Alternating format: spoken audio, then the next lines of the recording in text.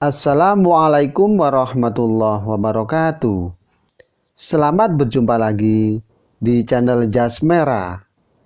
Dalam kesempatan kali ini, saya akan menjelaskan tentang berdirinya masjid di Madinah, bagian yang kedua. Bahwa para muslim bekerja dengan senang hati, masing-masing bekerja dengan giat untuk segera menyelesaikan bagian pekerjaannya. Dan tukang tembok bekerja sambil bernyanyi-nyanyi bersama-sama, yang nyanyian mengharapkan rahmat yang lebih. Dan sesudah bagian atasnya, di tembok tiang-tiangnya menggunakan pohon kurma, yang atasnya ditutupi dengan daun kurma, dan bagian atas disiram dengan tanah yang lembut yang telah ditumbuk, sehingga tertutup rapat untuk menahan air hujan supaya tidak bocor. Dan atapnya disanggah oleh pohon kurma, dan di tengah masjid ditebari batu-batu kerikil yang kecil yang besarnya sama. Panjang pembangunan atau panjang bangunan yakni 100 meter, lebarnya kurang sedikit, dan pintunya ada 3, yang satu disebut dengan Babul Rahmat atau yang disebut juga pintu maaf. Mimbar tempat khutbah Rasulullah Shallallahu Alaihi Wasallam dengan pohon kurma. Masjid inilah yang pertama didirikan, tidak jauh berbeda keadaannya dengan rumah orang termiskin di kampung-kampung di Sahara.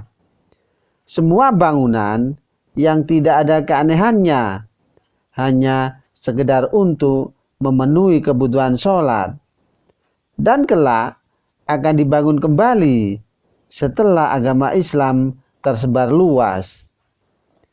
Dan setelah masjid berdiri, Nabi Muhammad kemudian mendirikan tanah liat hujrah yang tempatnya menempel pada masjid tersebut.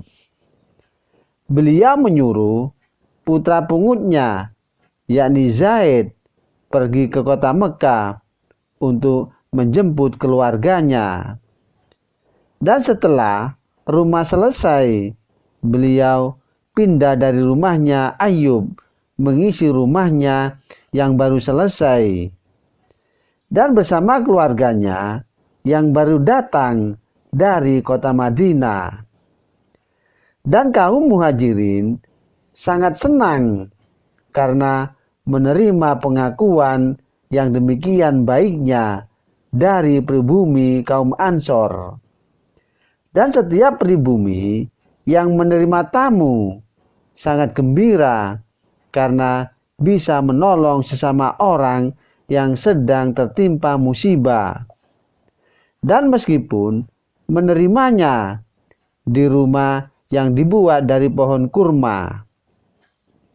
Demikian pula Rasulullah sangat gembira karena terlepas dari rasa khawatir setelah diterima dengan baik, dan juga sangat dimuliakan oleh penduduk di Madinah.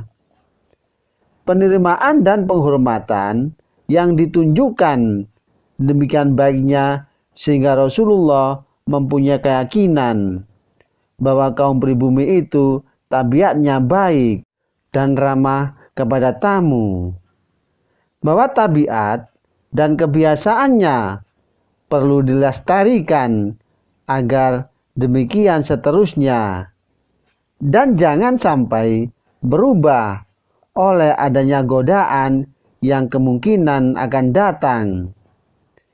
Maka akan dirasakan oleh kaum muhajirin dan keluarganya yang datang ke Madinah tanpa membawa kekayaan, karena mereka tinggalkan kota Mekah.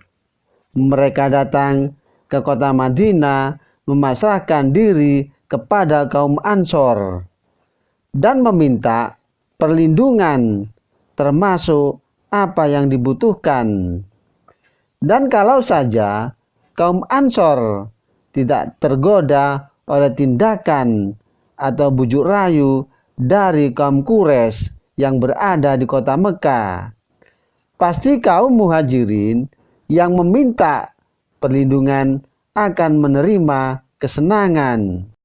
Dan setiap kaum akan tetap memegang janjinya, sebab yang wajib dilindungi adalah Rasulullah Shallallahu Alaihi Wasallam dan kelangsungan perkembangan agama Islam. Demikianlah kisah berdirinya masjid di Madinah bagian yang kedua.